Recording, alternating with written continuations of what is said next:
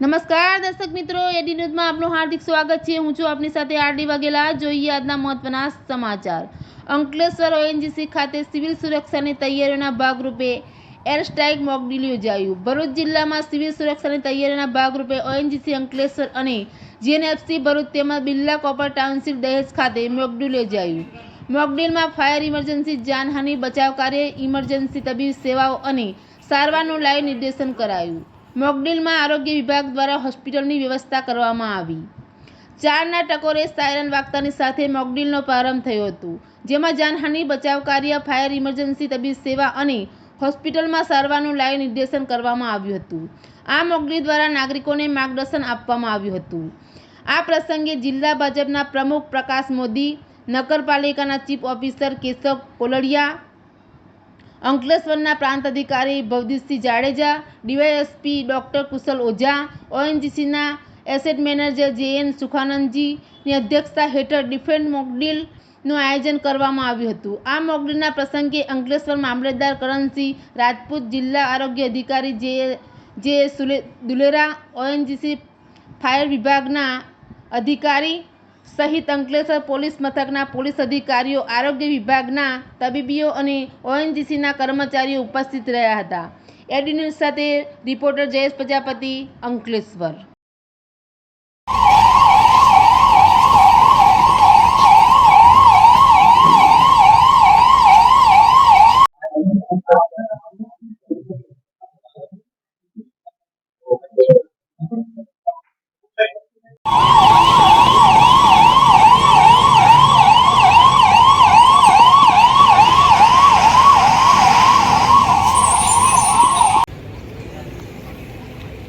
કેવું છે?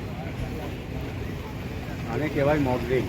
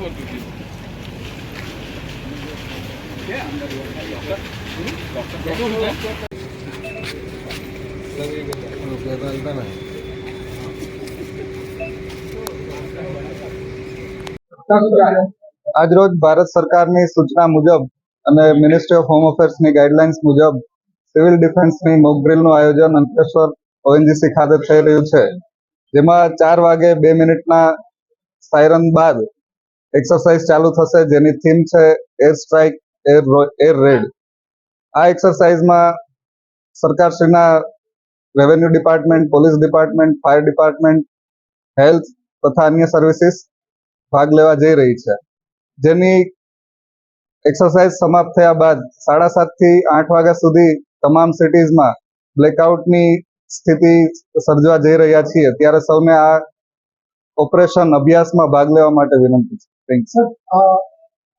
હવે જ્યારે યુદ્ધની પરિસ્થિતિ સર્જાઈ જ ગઈ છે ત્યારે ખાસ કરીને જે હાંસુ છે કટકો છે એમાં જે દરિયાઈ વિસ્તાર છે ત્યાં આગળ પોલીસનું બંદોબસ્ત કે પોલીસનું કંઈ બંદોબસ્તનું કંઈ ગઈકાલની મુખ્યમંત્રીશ્રીની પ્રેસ કોન્ફરન્સ બાદ તથા એસપી સાહેબની સૂચનાઓ મુજબ પોલીસ સ્ટાફ તરફથી પેટ્રોલિંગની પ્રેક્ટિસ ચાલુ કરવામાં આવી છે, જેમાં આ પ્રકારની ઘટનાઓ તથા કોઈ પણ આવી ઘટના ના બને તે માટે પોલીસ સતર્ક અને પેટ્રોલિંગ ચાલુ છે.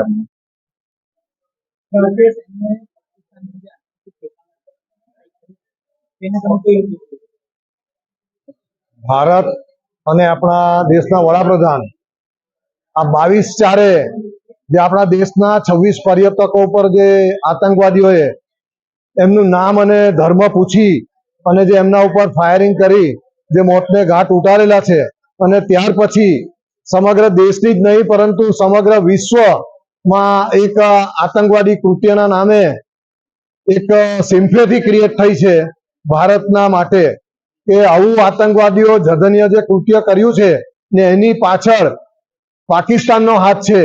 એટલે આપણા દેશના વડાપ્રધાનશ્રીએ નક્કી કર્યું કે ભાઈ આમનો જવાબ પાકિસ્તાનને આપવો છે અને એટલે સિંધુ કરાર પણ રદ કર્યો, સ્થગિત કરી દીધો. અત્યારે ભારતમાંથી જે પાણી જતું હતું પાકિસ્તાનમાં એ બંધ કરી દીધું અને વહેલી સવારમાં 1:30 વાગે પાકિસ્તાનને જવાબ આપવા માટે એમના જે આતંકી ઠેકાણા હતા એને ધ્વંસ કરી નાખ્યા અને 70 ઉપર આતંકવાદીઓને મારીને એનો ખાત્મો બોલાવેલો છે. આ ઓપરેશન સિંદૂરના નામે જાહેર કરવામાં આવેલું. ભારત